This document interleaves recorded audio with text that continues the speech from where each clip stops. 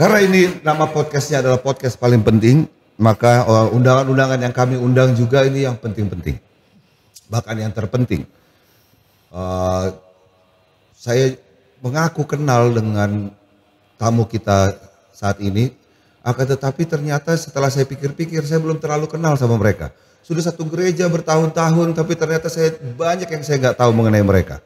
Oleh karena itu, mungkin salah satu tujuan Tuhan supaya kita ada di sini adalah kita bisa saling mengenal satu sama lain. Baik untuk yang secara lokal maupun semua penonton yang menonton channel Gereja Menteng dimanapun Anda berada. Dengan senang hati saya perkenalkan tamu kami yang pertama adalah Bang Heru Muskita. Apa kabar Bang? Baik. Dengan istrinya yang cantik dan tercinta Kak Nona Muskita. Baiklah, nanti kita berkenalan lebih lanjut. Perkenalkan saya hostnya untuk podcast paling penting ini. Nama saya Fridian Marpaung, biasa dipanggil Kakak Black. Kakak Fridian sebenarnya biasa dipanggil. Om Heru, apa kabar Om? Puji Tuhan. Puji sehat. Tuhan, sehat selalu ya. Dan selalu kelihatan segar. Boleh cerita sedikit? Kan kalau yang pengetahuan kami, kalau kami lihat dari luar adalah Om Heru sama Kak Nona ini sukses. Sukses itu pikirannya dalam artian bukan hanya ekonomi, tapi saya lihat mulai dari anak pertama, kedua sampai ketiga itu tetap setia di dalam gereja. Nah, Amin. Untuk supaya kita bisa lebih mendalami pandangan kami ini benar atau salah, atau itu hanya sekedar pandangan saja. Jadi kita mau tanya jawab kalau boleh ya. Baik, kita mau tanya jawab. Paling pertama yang saya mau tanya sama Om Heru ini adalah mengenai masa kecilnya sama Kak Nona. Itu dulu waktu besar itu bisa diceritakan anak keberapa, dari berapa bersaudara, mungkin lahir di keluarga seperti apa, cara dididiknya seperti apa, abang-abangnya atau kakak atau adik itu bagaimana bergaulnya. Nanti baru kita ngomong sampai akhirnya masa berpacaran dan berikutnya. Silakan Om Heru. Oke, baik. Kalau bicara latar belakang keluarga, ya. Jadi saya dilahirkan dari keluarga Advent. Oh, langsung Advent ya? Jadi dari kecil pun sudah Advent. Lahir di mana? Orang tua sudah Advent. Saya sendiri dilahirkan di Cilacap, kota kecil di Jawa Tengah. Kenapa? Waktu itu orang tua kami adalah guru. Jadi mereka tamat dari SPG dan ditugaskan oleh daerah, waktu itu belum konferensi ya, daerah Jawa Barat, untuk membuka sekolah baru di Cilacap. Jadi mereka berdua karena guru dan baru dibaptis waktu itu. Karena ibu itu dari saudara sepupu. Oh oke. Langsung aja nggak apa-apa, di sini bebas Om. Jadi kalau dulu ibu adalah seorang Muslim. Yang setelah menikah dengan ayah masuk Advent. Itu ada latar belakang sedikit. Oke. Ayah saya itu sebenarnya Advent dari kecil. Oke. Tapi dia belum dibaptis, tidak mau dibaptis waktu anak-anak atau muda. Kita tidak tahu alasannya apa, mungkin dia merasa belum yakin. Tapi dia setia. Nah, mungkin keuntungannya dia belum dibaptis adalah pada saat dia berkenalan dengan calon istrinya tertarik untuk menjadi Advent. Untuk menjadi Kristen. Pernah diceritakan sama Opa Muskita bagaimana akhirnya ketertarikan itu muncul? Oh betul. Apakah dia muncul karena melihat sesuatu dari atau ada bisikan? Kalau saya dengar cerita dari ibu saya, waktu SMP dia sendiri melihat kok ajaran Kristen dan orang-orang yang menganut agama Kristen ini kok menarik. Ya, berbeda. Jadi dia ada ketertarikan. Dan mereka bertemu waktu mereka SMA. Dan ternyata ayah saya ini Kristen, merasa cocok. Oh jadi waktu ke SMA, yes. Negeri SMA-nya? SMA negeri. Oh jadi sama-sama. Jadi mereka satu sekolah, itu kalau nggak salah di daerah Purwokerto. Ya. Nah, pada saat mereka serius mau menikah, ibu saya minta izin loh ke orang tuanya. Ya, wajar. Wajar. Ya. Dan kakek saya ini rupanya cukup punya wawasan yang advance. Dia tidak menyetujui anaknya berpindah keyakinan selagi di bawah tanggung jawab dia. Selagi, oke. Dia bilang, yang saya mau, you tetap kalau mau menikah, menikah Muslim. Right. Setelah menikah, punya keputusan tersendiri. Nah kebetulan ayah saya belum dibaptis. Oke. Jadi ayah saya bilang, so why not? Iya. Wah, itu Jadi save by the grace. saya suka berpikir terlalu dalam mengenai satu hal, Om Heru. Apakah karena pilihan kita atau sebenarnya kita diatur oleh Tuhan gitu ya? betul. Jadi ini kayaknya dua-duanya nyambung dalam Jadi, satu situasi ya. Dipilihin Tuhan sekalian dia juga belum dibaptis ya. Jadi akhirnya mereka kesepakat, oke kita harus menghormati orang tua. Saya kebetulan belum dibaptis, kata saya, enggak apa-apa. Kita menikah secara Muslim, tetapi habis menikah kita dibaptis. Setuju? Oh. Jadi begitu mereka menikah, Muslim, sungkem, orang tuanya senang. Habis itu begitu sudah menikah, mereka bilang ke orang tua, keyakinan kami adalah Kristen. Oh silakan, kamu sudah menikah, sudah bisa memutuskan sendiri. Dan mereka benar. Mereka dibaptis waktu itu di Semarang. Dan itu langsung mengelamar kerja di Advent. Alright. Dan ditugaskan buka sekolah di Cilacap. Ditugaskan buka sekolah. Jadi Yes. bukan dibilang coba ngajar Bukan. dulu, bukan dibilang Cari tes dulu, langsung tugasnya buka sekolah gitu. Cari Langsung murid. jadi direktur ya. Cari murid, dia jadi istilahnya belum ada pendeta jadi. Tahun berapa ini? Oh, kira-kira? Oh, itu tahun 61. Tahun 61. 61. 61 mereka sudah harus Iya. baru dibaptis, mau jadi guru. Ya. Organisasi langsung menugaskan mereka untuk buka perusahaan, kasarnya gitu ya kalau sekarang gitu ya, Yes. langsung jadi entrepreneur gitu ya. Boleh saya potong di situ sebentar, nanti kita lanjut lagi ya. Boleh. Bahwa sampai di entrepreneurship tadi mereka di situ. Karena gimana? Masa kecilnya bahagia, termasuk bahagia. Oh by the way, anak keberapa Om Heru, dari berapa bersaudara? Saya anak kedua Dari dari 4 bersaudara. 4 bersaudara. Jadi berapa laki-laki, berapa perempuan? Jadi yang pertama itu Hudiat, yang sekarang jadi pendeta. Pendeta Hudiat. Lalu saya nomor 2, Ya. adik saya perempuan, Oh ada perempuan satu. Metiko, dia sekarang jadi guru di Bogor. Oke. Dan yang terkecil namanya Benjamin. Karena Oke. kebetulan bungsu dikasih nama Benjamin. Nanti kita kembali ke sana. Kenapa dilema anak nomor 2 dan anak nomor 1 itu kan banyak di Alkitab ya. Iya. Mungkin kita bisa ceritakan nanti. Karena masa kecilnya berbahagia atau mulai dari nol atau memang lahir sudah memilih orang tua yang sudah lumayan sukses. Gimana bisa diceritakan? Kami dari kecil, mama tuh sudah Advent. Mama. Mama ya, Oke. sama papa. Papa juga sudah Advent, Oh, mereka sudah dibaptis. Siap. Kami 4 bersaudara juga, ya. Saya nomor 2, kakak saya nomor 1 ada, Oke. laki-laki. Laki-laki? Ketiga juga laki-laki, di Oke. Bali Bobby, dan yang keempat juga laki-laki. Oh, Jadi 3 saya- laki-laki 1 perempuan, 3 Iya. laki-laki 1 Dan perempuan. kami dua-dua anak nomor 2. Ya. Kalau kayak gitu Beda- kebetulan atau Bedanya atau jodoh? bedanya nomor 2. Ngerti, cuma maksudnya Iya. komposisinya 3-1, 3-1 Iya. gitu. Itu Oke. dia. Udah Kadang-kadang gitu anak nomor 2, dua-duanya ya. orang nomor 2 pula, Iya. dua-duanya. It's amazing. Ya, saya nggak ada saingan. Gak ada maksudnya gak ada saingan itu apa Pak? Mantu laki-laki cuma saya sendiri. Oh Iya. iya, iya. Oke, jadi masa Iya. kecil waktu lu besar dengan kakak dan adik-adik, Kanona gimana? Secara terserah yang paling diingat kerohanian atau Kebetulan papa itu dibaptis Advent tapi dia tidak apa ya istilahnya Tidak tidak aktif.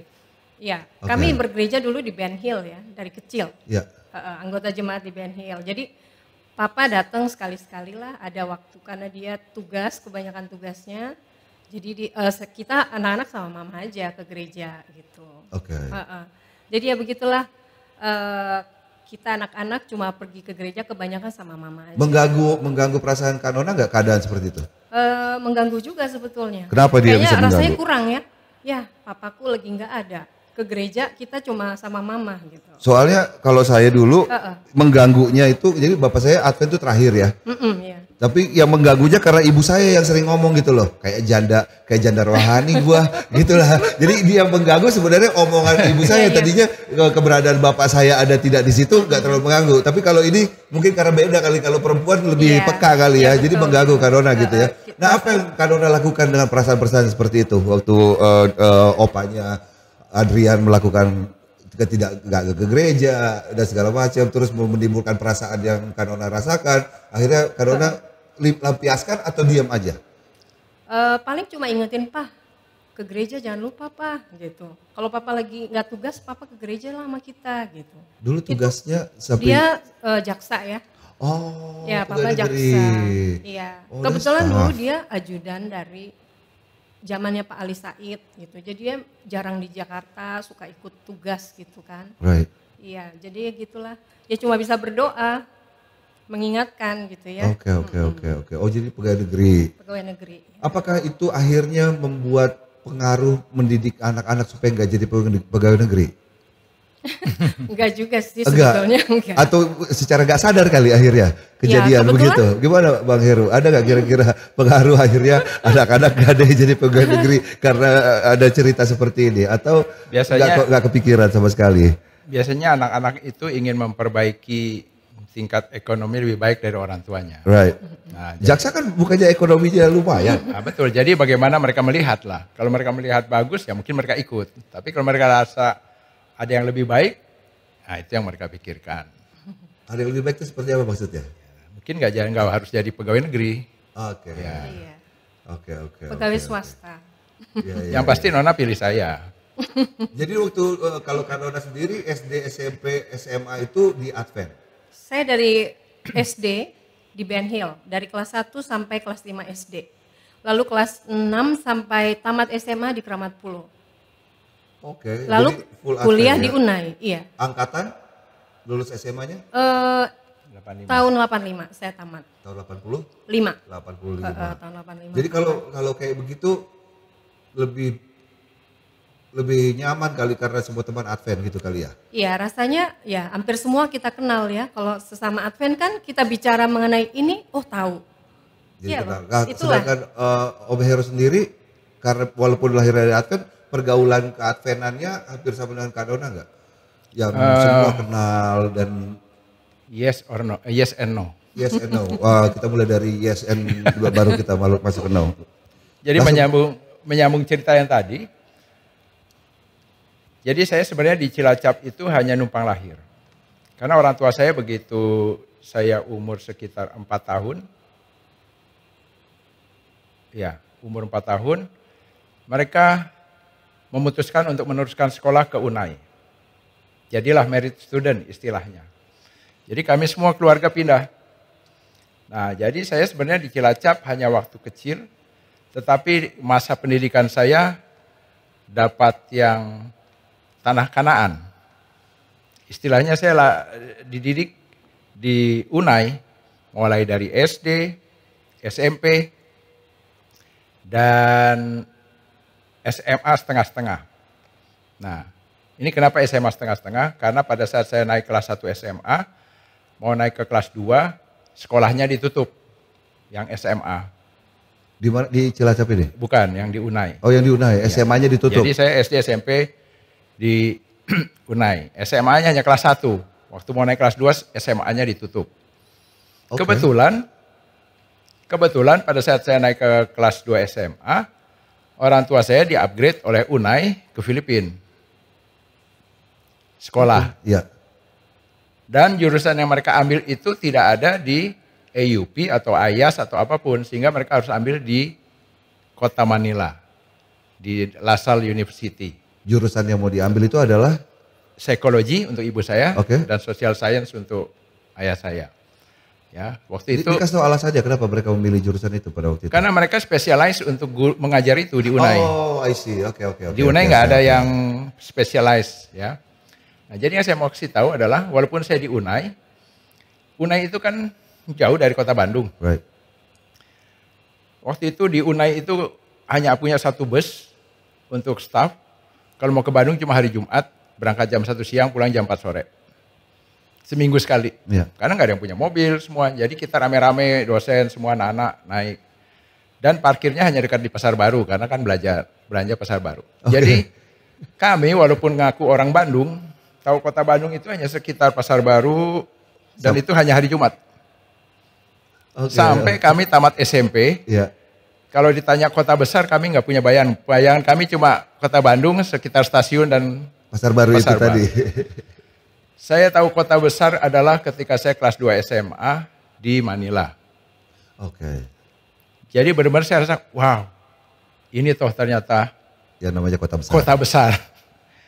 Dan kebetulan Waktu saya berangkat Manila bukannya dari Jakarta terbangnya? dari Bandung, Oh langsung. lewat Jakarta langsung. Oh jadi nggak ada sempat ke Jakarta aja. Jadi ke bandara. Langsung ke airport jadi bandara lah. Manila adalah kota pertama. Wow. Bagi saya pribadi ya.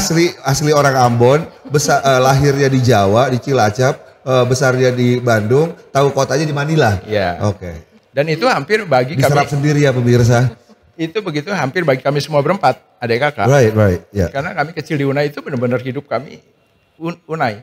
Ke kampung itu kami rasa itu di luar Kanaan. Itu udah betul-betul lah itu kayak Jadi ketemu orang Moab ya. Kalau hari Sabat, Jumat sore jam 4 itu sudah ada bel, siap-siap mau vesper. Oh itu udah kebiasaan kami rasa sekali. Hari Sabat itu hari yang indah, terus menikmati ya. Ya. Bayang dari kecil sampai tamat SMA. Jadi secara basic cukup kuat. Tapi begitu kami di Manila, saya sekolah kebetulan di kedutaan, yang sekolah Indonesia. Kedutaan Indonesia oke. Karena planningnya tetap harus pulang. Jadi kami harus ambil ijazah Indonesia, Oke. sekolah di kedutaan. Disitulah baru saya bertemu teman-teman yang non-Advent. Oke. Yes. Walaupun jumlahnya gak banyak, sekelas cuma 6 orang. Tapi Ya. karena sedikit jadi akrab. Dan pengaruh teman-teman ini kadang-kadang jauh lebih kuat daripada yang saya sudah pelajari selama Musa dididik 12 tahun sama ibunya. Berarti sebelum lanjut, Ya. bisa nggak kita bilang bahwa kebiasaan itu belum tentu berjangkar, walaupun itu menjadi satu kebiasaan karena semua Advent dan itu yang kita tahu sama-sama. Ya. Habis itu karena yang lain ngelakuin ya saya ikut melakukan. Tapi ternyata itu belum kita katakan berjangkar. Ya. Begitu di Manila baru terasa. Karena kita waktu dibentuk, kita tidak tahu apa yang terjadi sebenarnya di dunia luar. Oke. Nah ini yang begitu kita menghadapi, kita lihat ada pengaruh, walaupun kita kuat. Oh kita dididik nggak begini, kita dididik nggak begini. Tapi itu membuat kita secara pergaulan jadi agak terasing.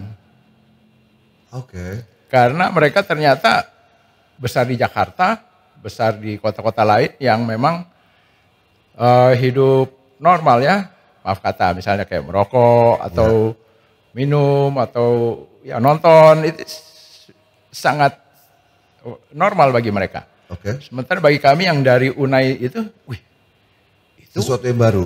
ya pelajaran dari cerita, dari Nyonya White lah, dari ini semua, wah itu bukan sesuatu yang bisa. Jadi setiap kali mereka mau masuk ke mall, mereka nonton, ya kalian nonton lah, saya di luar, jalan-jalan di mall. Sampai mereka keluar lagi, baru kita gabung lagi. Oh gitu. Ya, akhirnya seperti itu. Jadi benar-benar sampai mallnya iya, Iya, betul. tapi masuk ke bioskopnya enggak. Yes, enggak. Pertama, Walaupun akhirnya pernah masuk juga nggak ke oh iya bioskop? masuk, Dan sekali-sekali. setelah masuk ke bioskop itu merasa kenapa ini salah ya? Ya, Ada? ada. Oh terus ceritanya gimana?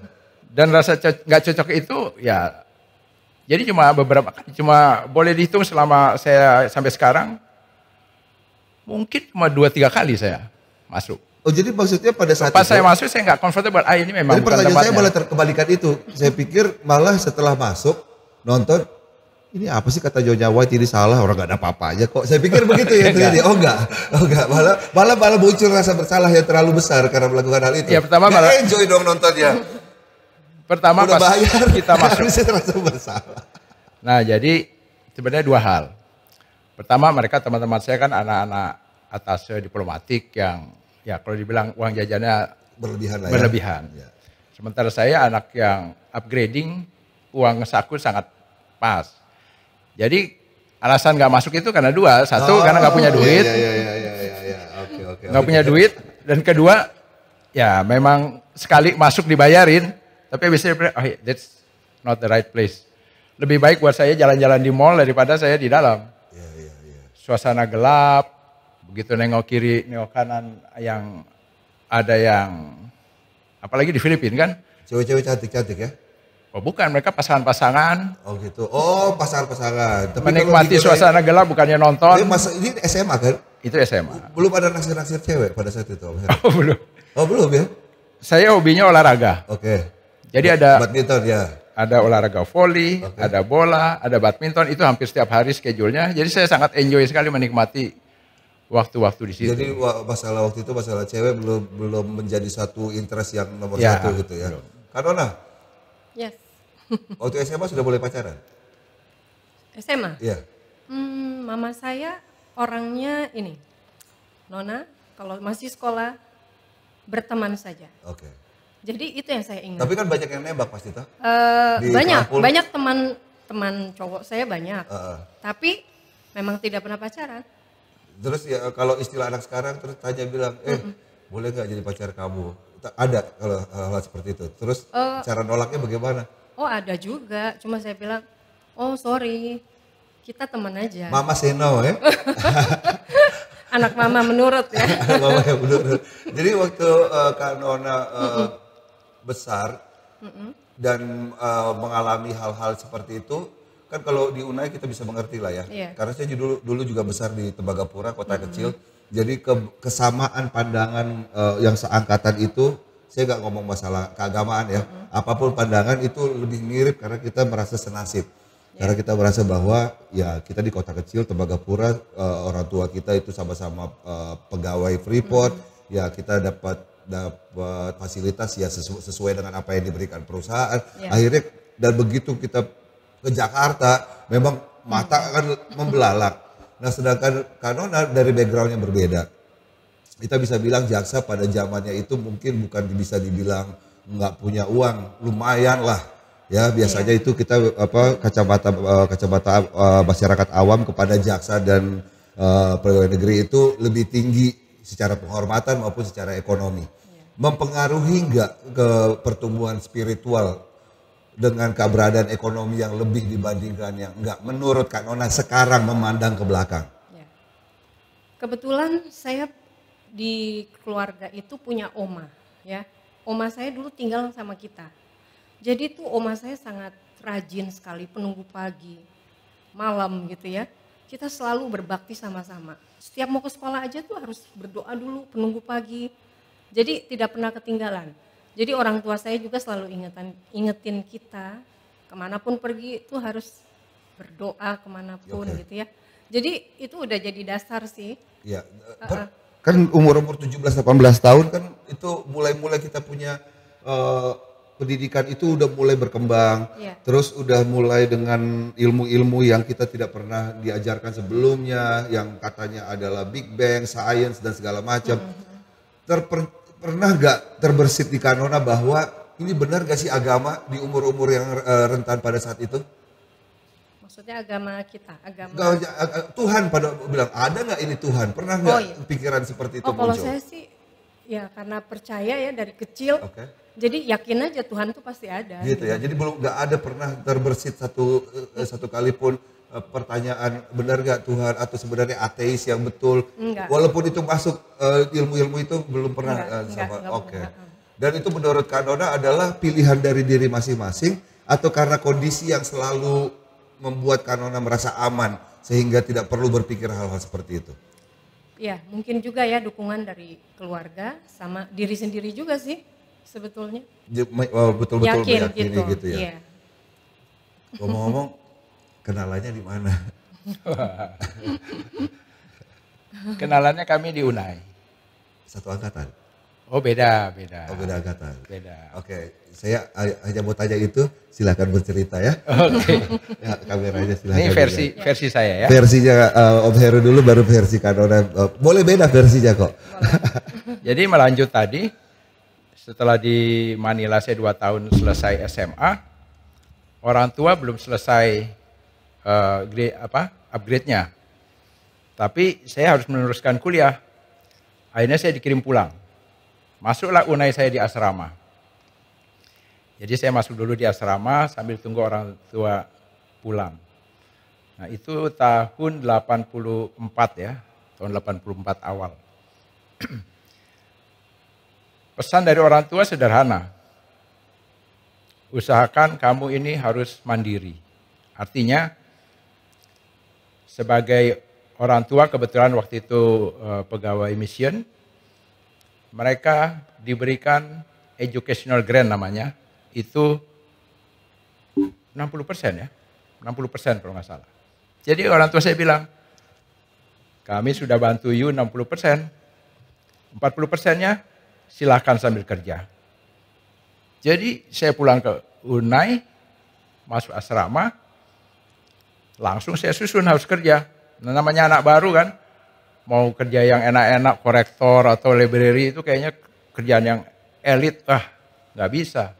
Masuklah saya ke maintenance dulu kan, maintenance, betulin rumah-rumah guru, itu 1 semester. Semester berikutnya mau cari yang bagus-bagus, nggak dapat juga, masuklah ke ground. Terpaksa potong-potong rumput, padahal kita kan sudah mulai rasa lihat-lihat pasangan kan, Iya. maksudnya lihat-lihat perempuan, tapi kita Itu semester 1? semester 2-nya. Semester 2-nya, oke. Kita lihat-lihat, temu teman-teman kan, sudah banyak teman-teman perempuan. Kita ditugaskan di tengah kampus, ya, gunting-gunting. Nah, sementara yang mereka-mereka ini kan warawiri. Dilihatlah kita kan, ya. Sudah Ambon, hitam. Tapi nggak apa-apa. Ya. Kan tetap gengsi dipegang. nggak apa-apa lah. Saya bilang, toh nanti kita untuk sukses kuliah boleh bagus kan. Makanya angka juga saya nggak usah tinggi-tinggi, yang penting passing grade lah. Jadi full kerja yang 4 jam sehari, ya langsung kerja, malam ikut study period semua. Sampai akhirnya orang tua saya datang, pulanglah saya masuk keluar dari asrama kan.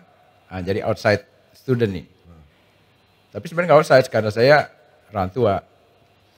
Nah, kebetulan ada pergantian guru IT di Unai. Nah, guru IT ini sebelumnya yang diajarkan zaman dulu ya, namanya DBase 3. Jadi segala program itu pakai database. Nah, guru yang baru ganti, you kalau mau tahu komputer belajar basic programming. Nah, saya di Manila waktu sambil SMA ambil kursus belajar basic programming. Oke, ya. Sisi plus apalah bahasa. Ya, jadi guru ini nyari siapa yang bisa jadi asisten saya. Nggak ada yang ngerti. Saya bilang, saya ngerti. Jadi saya di-upgrade tadinya dari cuma sekadar kerja di potong rumput jadi asisten dosen untuk IT. Wah, jadi saya enak lah. Jadi sambil kerja ini belum ketemu? belum. Sambil kerja, sambil belajar kan bisa kan? Bisa. Jadi boleh lah. Nah, itu tahun 84. Tahun 85 liburan. Lulus kan Ona ya? Bukan. Kalau liburan, sekolah kan tutup. Liburan sekolah tutup. Saya tetap harus kerja ini buat nutup uang sekolah nih, isi liburan. Tapi kalau kerjanya di maintenance lagi sama ground, wah capek itu kan, keringat hitam lagi kan. Betul. Ada untungnya. Ayah saya waktu itu kepala registrar office. Registrar itu bagian pendaftaran. Jadi saya walaupun orang tua ada deal ini. Saya bilang, Dad, saya panggilnya Daddy. Yes.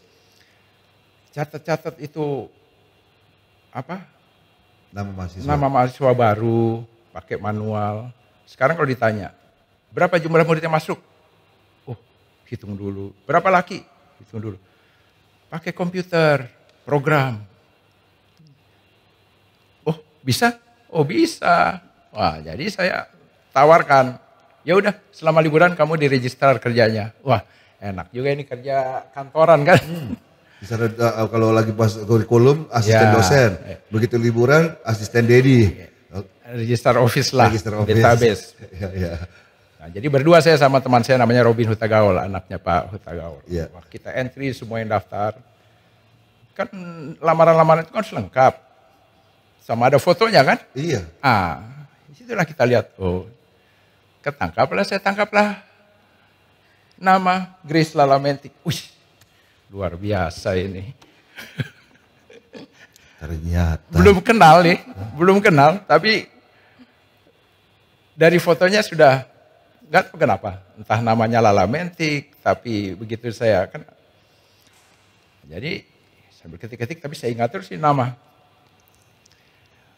Nah, pas hari pendaftarannya beneran, hari pertama orang yang datang kan, yang udah kasih formulir datang isi, kayaknya nama itu belum datang ya. Dia lancar banget ceritanya, gue napas aja belum. Oke, lanjut.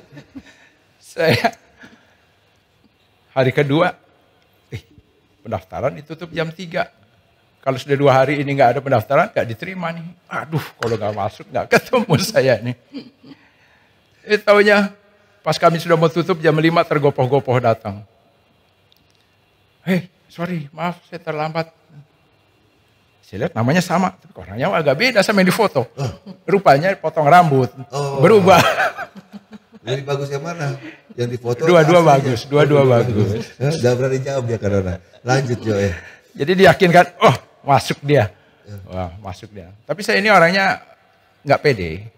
Ya, ingin besar di hati dan dalam imajinasi saja. Jadi imajinasi aja, mana tahu dia kalau saya sudah kan. Ya. Yang penting dia sudah masuk, saya sibuk kerja. Nah, rupanya dia seangkatan sama adik saya. Tunggu, potong. Pada saat Kanona mendaftar itu, melihat Om Heru pada saat itu, ketemu dong? Waktu itu ketemunya hanya waktu kita ujian. Oh bukan pas lagi mendaftar itu?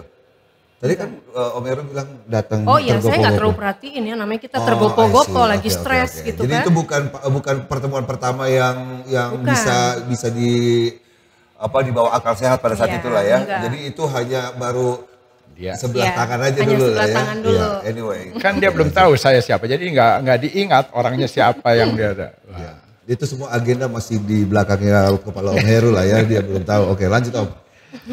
Ya, jadi begitulah. Setelah tahu yang penting dia masuk kan. Tapi kan saya kerja. Karena kan kalau kerja sampai malam baru pulang. Nggak ada waktu buat ketemu. Jadi mau lihat-lihat pun dia, kamar mana pun kita nggak tahu kan. Iya. Akhirnya ketemu juga. Nah, yang saya katakan dia seangkatan sama adik saya yang perempuan masuknya. Oh, oke. Jadi entah kemana mereka berteman nih, mainlah dia ke rumah. Oh, jadi ketemunya di rumah. Nggak jadi di pas ujian. Coba. Iya. Yang mana ketemunya? Main ke rumah sama adiknya Om Heru atau pas ujian yang mana Kanona? Enggak, jadi kan masuk itu kita ujian dulu. Oh ya. Iya, Pas kita ujian dulu. Coba ceritain pas ujian. Nah, waktu ujian Heru yang jaga. Ada Heru, ada anak-anak kakak-kakak Ini ujian kelas. masuk ceritanya? Ujian masuk, semua student ya. Iya. Tapi aku lihat dia bolak-balik sebelah aku, sampai aku ujianku aku tutup-tutup, nih orang siapa sih? lewat gitu kan. Pada saat itu kalau melihat secara fisiknya ada ketertarikan Kanona? Aku? Iya, kepada Om Heru pada saat itu? Enggak, aku orangnya bukan tipe yang lirik-lirik cowok gitu sih bukan. tipenya. Tapi karena udah dekat-dekatnya sudah terlalu uncomfortable. Jadi cuma grogi aja, ada kakak-kakak gitu ngeliatin kita. Jadi pasif agresif sebenarnya Om Heru ini ya, malu-malu tapi tempel terus. Terus waktu saya mau dengar ceritanya waktu ketemu di rumah, langsung ke rumahnya sama adiknya Om Heru, itu dari sisi Kanona aja lah kita dengar. Kebetulan aku diajak Metiko ke rumahnya Heru ya. Terus ya karena teman, jadi kita mainlah ke rumah dosen nih kan, istilahnya. Wah, kita main ke rumah dosen lumayan loh gitu. Ada roti kan? Bisa pakai selek lah ya. Gitu. Terus lihat-lihat foto gitu. Aku baru perhatiin, oh nih kakak adik ada 4 orang ya. Kok ini siapa gitu? Oh ini yang pertama Hudiat gitu. Oh ini yang ini Heru. Oh itu pendeta Hudiat lagi ngambil kependetaan. Iya, masih kuliah ya. Ini Heru. Nggak, dia lihat foto. Dia lihat foto. Tapi pada saat itu udah masih ada kan sebenarnya pendeta Hudiat di Unai. Lagi pada kuliah ya kalau nggak salah gitu. Ini Heru, namanya Jawa banget ya Heru gitu. Oh gitu. Ini Tiko terus Benny. Ya udah, begitu aja sih. Terus nggak salah. Dan juga ketemu di rumah itu waktu main ke rumah. Ketemu tiba-tiba Heru datang ya. Terus pas dari datang? Kampus. Nah itu dia. Jadi kami papasan, tapi saya cuma lihat namanya jual mahal kan. Oh yang jual mahal Om Heru. Kita kan belum berani, belum ada clue. Itu namanya penakut, bukan jual mahal Om. Karena begini, saya rasa saya ini orang kampung lah ya, orang Unai ya. Iya. Ini orang Jakarta kan orang inilah gaul hebat. Kita punya gap nih. Jadi untuk mengisi dalam gap hati, itu? lu jangan berani-berani itu. Apalagi banyak teman-temannya dari Keramat Pulau nih. Kalau datang cowok-cowoknya anterin, saya bilang, aduh pasti one of them will be temannya lah. Oke. Ya. Nah sampai ada satu peristiwa. Kalau salah langsung disagah aja ya Kak ya. Ada satu anak, student juga, Ya. teman-teman kami saya juga kenal, cukup agresif mendekati Nona. Ada kerampul atau enggak? Bukan, anak Unai juga. Tapi dari luar. Ya. Jadi Saingan nih kalau ceritanya. Nona jalan, apalagi dia posisi rumahnya itu dekat dari Anjelir. Jadi kalau lihat Nona mau kemana itu, dia bisa lihat langsung dia keluar samperin. Nah rupanya satu sore Nona dan teman-temannya mau ke rumah saya. Mau ketemuin adik saya. Nah cowok ini mengikuti. Waktu Nona masuk ke rumah, cowoknya nunggu di luar. Di tangga, di pinggir jalan, duduk terus. Jadi waktu dia mau keluar, masih ada. Saya di situ, saya pura-pura tidur-tidur aja baca koran, gitu kan. Akhirnya saya bilang, hai gitu kan. Terus dia bilang, temenin dong, itu ada yang jagain. Anterin saya ke asrama. Wah, pas ini.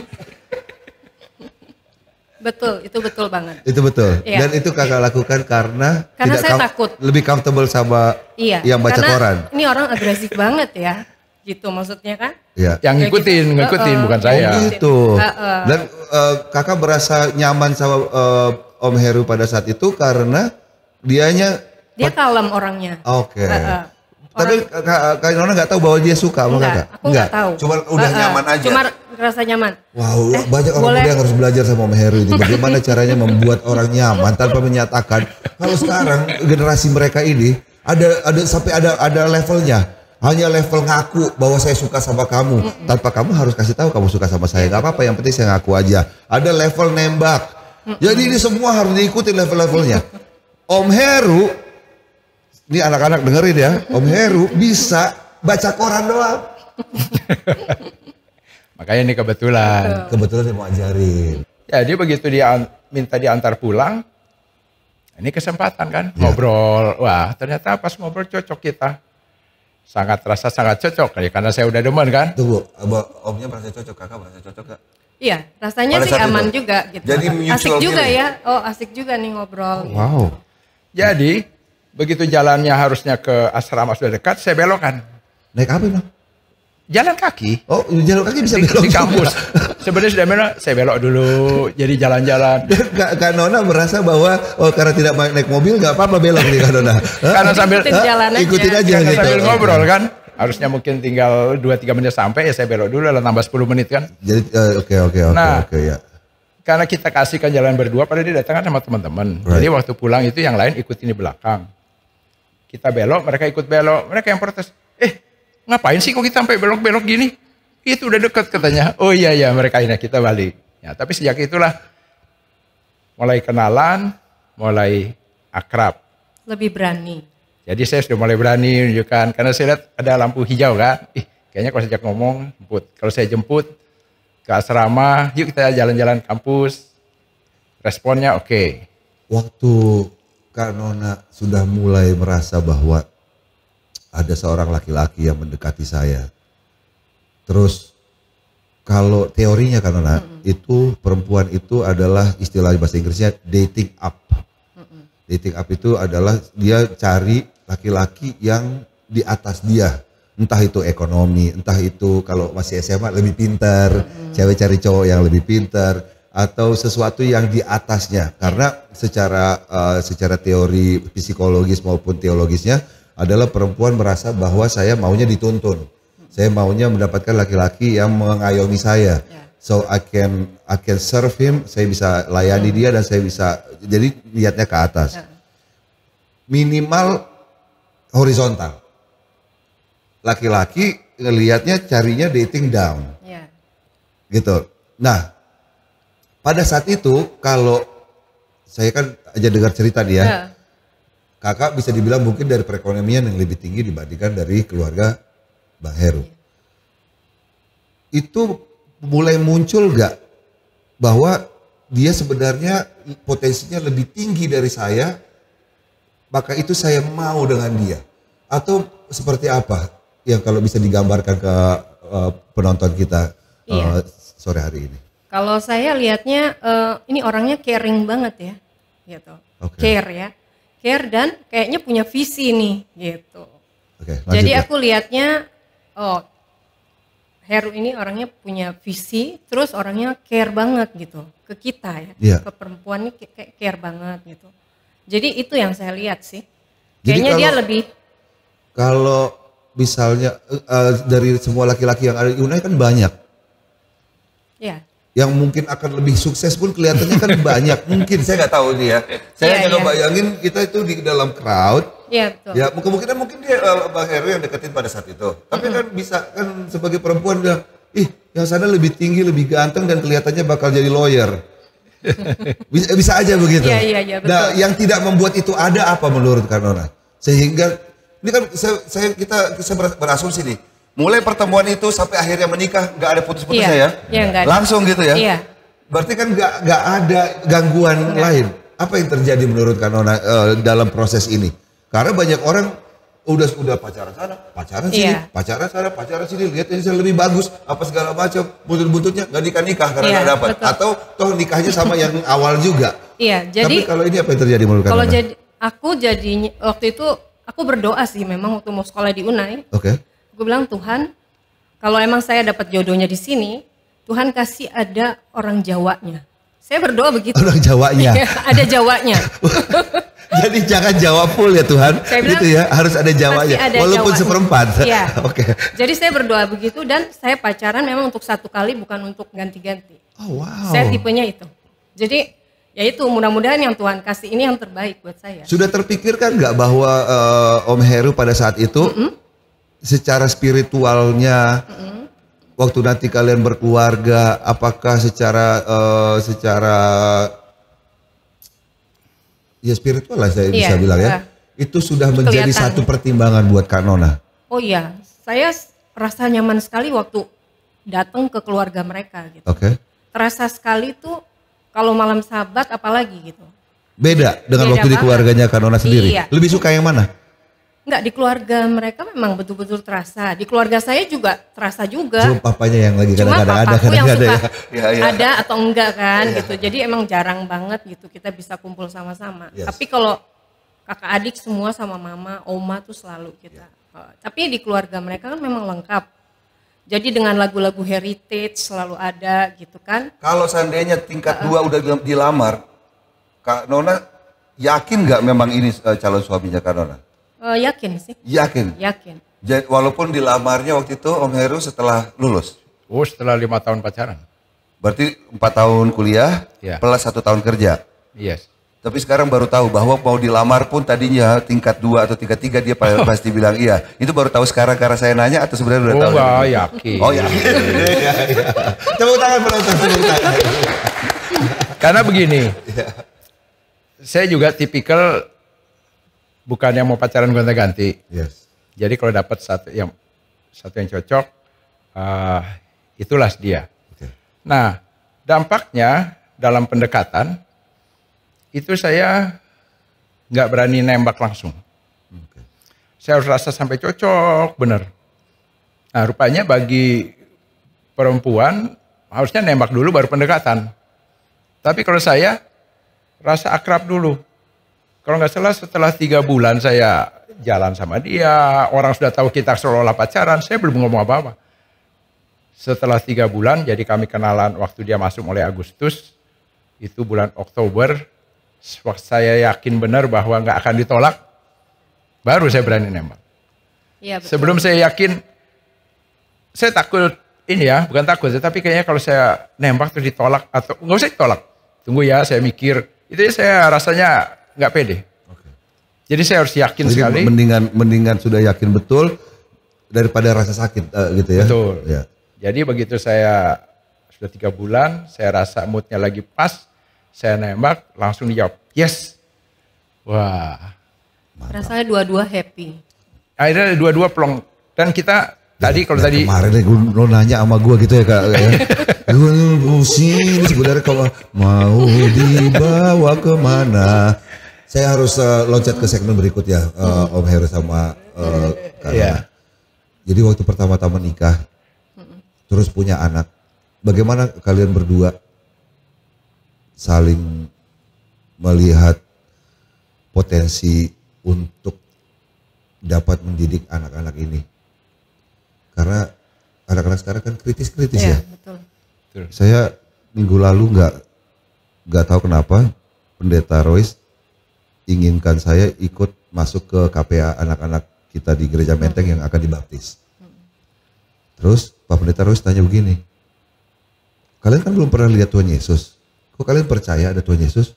Sebenarnya saya agak shock Pak Pendeta nanya begitu ke anak-anak baru SMP gitu ya. Tapi saya penasaran juga pengen dengar jawaban anak-anak ini.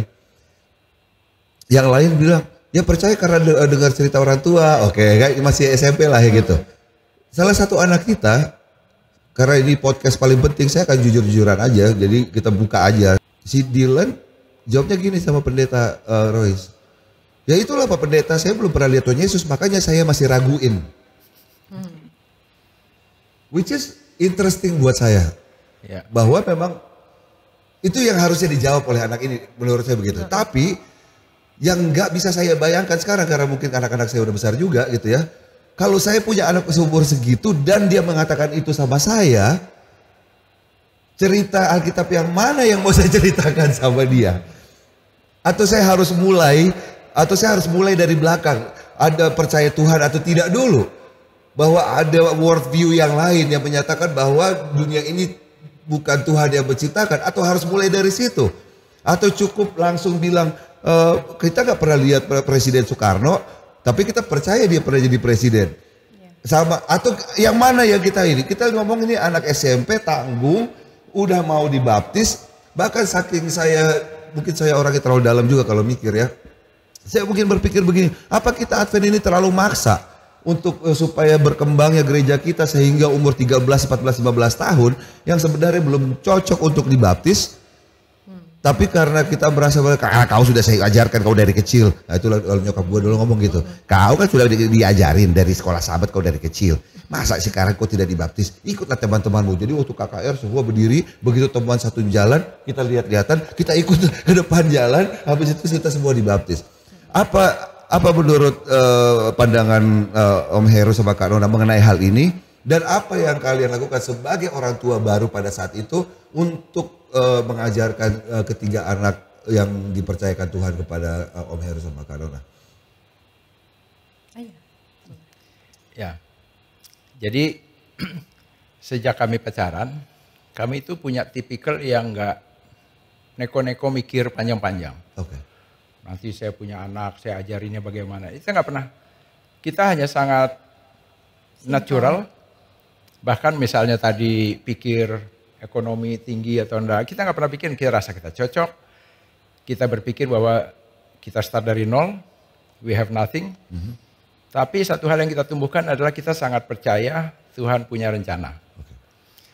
Apapun kita bawakan dalam doa. Jadi pada saat saya tamat kuliah, saya kerja, gaji pas-pasan, nggak punya modal, nggak punya apa-apa. Saya ajak menikah, saya bilang, kita mau menunggu sampai punya atau kita sama-sama menjalani. Nona bilang, ngapain kita harus tunggu sampai punya?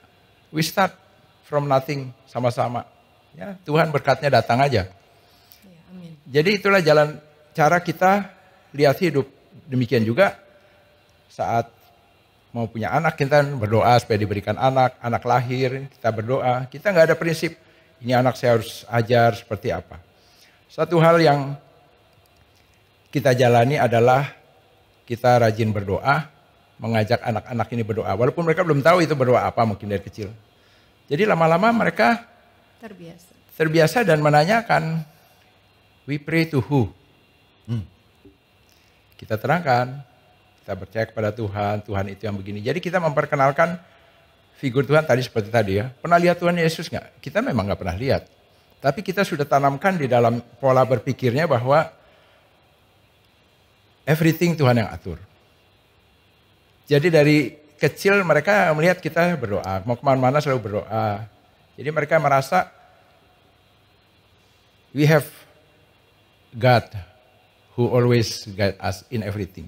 Jadi kita nggak pernah bilang nanti kamu harus jadi ini, saya harus dulu sekolahnya bagaimana. Yang penting jalani aja hidup, everything Tuhan yang atur. Pernah ditanya sama anak-anak kenapa mah? Kenapa kita ke gereja? Kenapa kita harus begini? Kenapa kita harus mengikuti hukum Tuhan atau hal-hal yang kecil seperti itu? Terserah umurnya masih kecil atau udah besar. Atau pernah diajak argumentasi mungkin sama mereka, Kak Nona, mengenai suatu pelajaran keagamaan? Anak-anak sih untungnya karena udah diajarin dari kecil ya, jadi mereka kayaknya udah tahu gitu, udah ngerti. Jadi kita juga nggak terlalu susah ngajarin mereka gitu.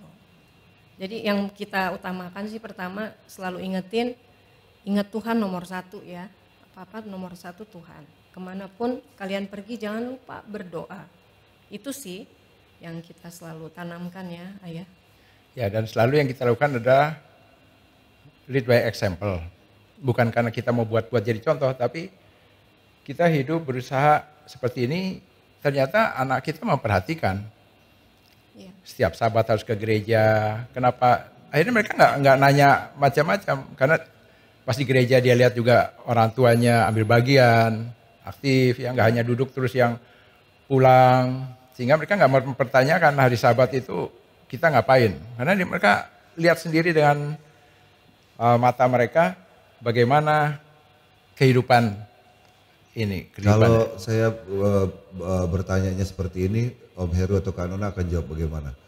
Apakah cara pendidikan yang Om Heru dan Kak Nona rasakan waktu kecil dari orang tua itu yang dilanjutkan atau diimprove atau merasa bahwa oh saya punya sendiri sehingga ada beberapa yang orang tua lakukan tidak diikuti tetapi beberapa diikuti. Kalau bisa dideskripsikan karena mungkin menonton kita pengen tahu lebih, ya siapa tahu mereka punya pengalaman yang pengen mereka tanyakan tapi karena kita one way ini ya dan mereka tidak bisa bertanya, bisa diceritakan apakah memang menurut Om Heru itu adalah turun atau kita harus create sendiri ketika kita berkeluarga. Gimana kalau menurut Om Heru? Saya pribadi itu turun. Okay. Dan Nona dengan senang hati mengikuti apa yang sudah terjadi di keluarga saya. Makanya dia rasa cocok. Hanya dalam membina keluarga kami, saya juga merasakan. Dulu waktu saya kecil ada yang sedikit-sedikit dirasa dipaksa sehingga saya nggak tulus mengikuti apa yang mau orang tua saya. Nah itu tidak saya lakukan. Oke. Contoh sederhana, mungkin ini bukan contoh yang baik. Penunggu pagi. Saya dulu benar-benar jam 5:30 sudah pakai bel, harus bangun, masih kita tidur-tidur duduk, dengerin. Kesan saya, bahkan firman yang dibacakan apapun sama itu nggak ada yang diingat. Oke. Jadi saya pikir, bagus untuk disiplin, saya ajarkan ke anak saya, tapi kalau reaksinya seperti saya waktu dulu, no point. Jadi apa yang kami lakukan kadang-kadang ya kami tunggu sampai semua bangun. Saya tidak harus bangunkan mereka jam 5 atau 5:30 harus. Ya. Waktu mereka sudah mulai sekolah. Bahkan kalau perlu kita dengarinnya di mobil. Ya. Jadi saya terapkan adalah pada saat mereka enak gitu situasinya. Jadi tidak ada rasa pemaksaan. Dan mungkin ya, sampai saat ini anak-anak saya nggak ada yang merasakan saya memaksakan sekali keyakinan. Mereka kalau saya rasa itu ada hubungannya dengan membuat Kak Nona nyaman tanpa memaksakan hendaknya. Tipikal ya. Tipikal itu udah memang kepribadian yang dipupuk dari kecil. Entah bagaimana caranya itu kayaknya harus diselidiki karena kalau semakin banyak orang seperti itu kayaknya enak sekali cari-cari pacar di dunia ini ya. Ya. Tapi saya mau ini karena waktu ya. Aduh, padahal ini masih panjang. Mungkin kita bisa bikin sesi kedua. Tapi saya mau tanya yang masalah terakhir. Seberapa penting Om Heru sama Kak Nona menginginkan dulu lah ya, mungkin belum menekankan kepada anak-anak ini cara menginjil keluar. Karena gini, kalau walaupun tema kita adalah penginjilan dimulai dari keluarga, which is kalaupun hanya keluarga kita seperti Nuh yang selamat itu saja sudah bagus menurut saya. Iya. Betul. Tetapi kalau memang boleh kita berkelimpahan kasih dari Tuhan dan kita bahas share ini kepada orang, berarti kan termasuk anggota keluarga, anak-anak dan mantu kita itu Iya. ikut keluarga. Aktif. Apakah itu dibicarakan atau itu sekedar pas lagi perenungan saja diobrolin atau seperti Om Heru pakai telepati, karena dari dulu kayaknya dari tadi ceritanya Om Heru ini nggak ngomong tapi jadi, katanya nggak ngomong tapi jadi, gitu. Nah, boleh diceritakan apa mungkin ada metode yang bisa di-sharing ke keluarga-keluarga lain? Saya dan Nona tipikal kalau worship itu yang sederhana dan singkat. Oke. Kami tidak ingin membuat suasana worship menjadi one direction, one instruction, atau apapun yang harus dilakukan. Tapi kami ini keluarga yang senang kumpul dan senang ngobrol.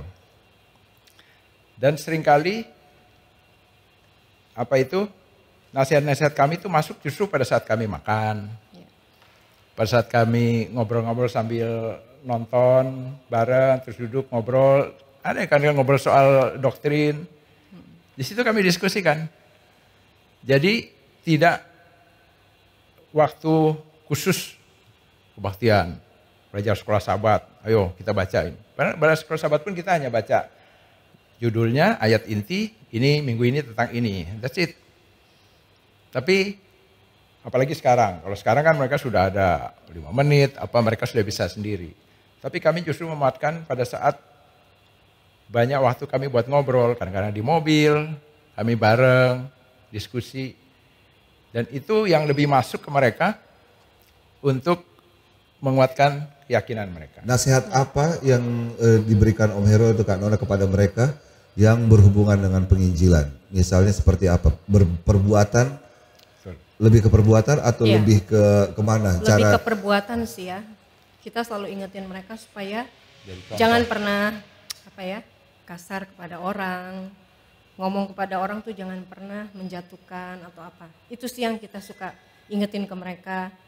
Lalu mereka juga misalkan di kantor atau di mana mereka juga udah menunjukkan gitu loh ya. Dengan cara-cara mereka, kok Abel beda ya atau Amanda beda ya gitu. Kan kelihatan dari cara. Banyak orang bertuhan juga melakukan hal yang baik. Yang tidak bertuhan melakukan hal yang baik. Ya. Terus kita juga ingin melakukan perbuatan yang baik sebagai senjata terdepan untuk mengabarkan Injil. Kira-kira perbuatan baik yang dilakukan orang yang untuk melakukan pengabaran Injil dengan perbuatan baik hanya sekedar berbuat baik tanpa ada agenda Tuhan di belakang itu, kelihatan nggak bedanya menurut Om Heru sama Kak Nona? Ada nggak keyakinan bahwa pasti beda? Ada bedanya. Pasti beda. Beda. Kalau dari Kak Nona, seperti apa bedanya orang yang berbuat baik karena memang kasih Tuhan yang dia curahkan sama orang yang memang humanis, ya memang dia orang berbuat baik. Dari cara dia menyampaikan sesuatu aja udah kelihatan berbeda mungkin ya. Dari cara dia berbuat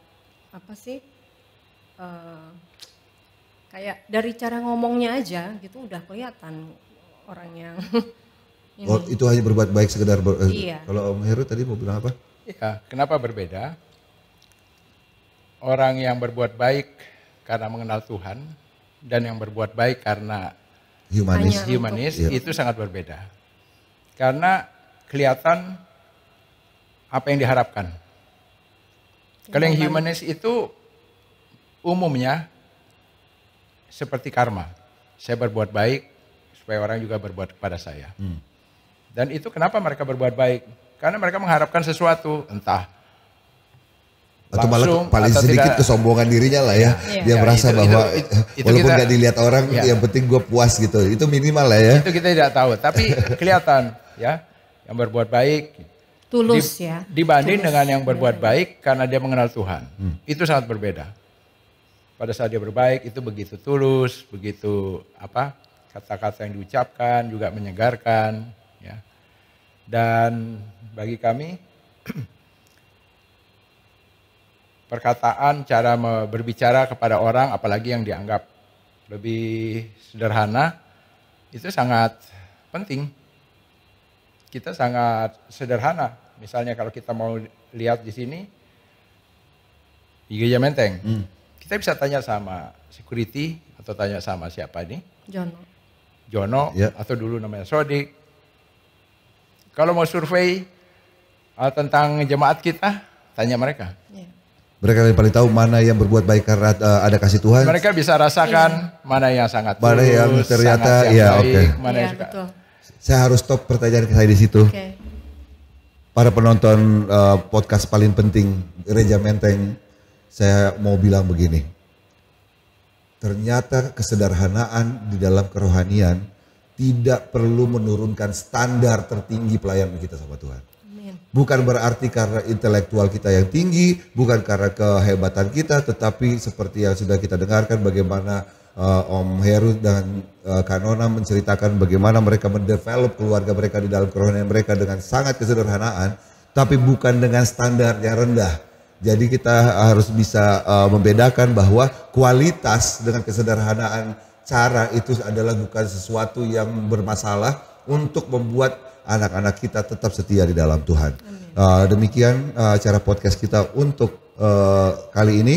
Kami sangat senang sudah mau menonton. Jangan lupa subscribe, like, dan juga sebarkan ke teman-teman. Karena lebih mengenal kita bagaimana kesaksian daripada teman-teman kita, itu juga bisa disaksikan dan menjadi kemuliaan nama Tuhan. Demikian acara ini, kami ucapkan terima kasih buat Om Heru dan Kanona untuk waktunya yang sudah jauh-jauh dari Puncak. Tapi karena memang acaranya adalah podcast paling penting, dari Puncak pun kalian harus datang ya. Baik. Tuhan memberkati keluarga Om Heru dan Kanona. Kita selesaikan hari ini. Selamat berweekend Ria. Sampai jumpa di lain kesempatan.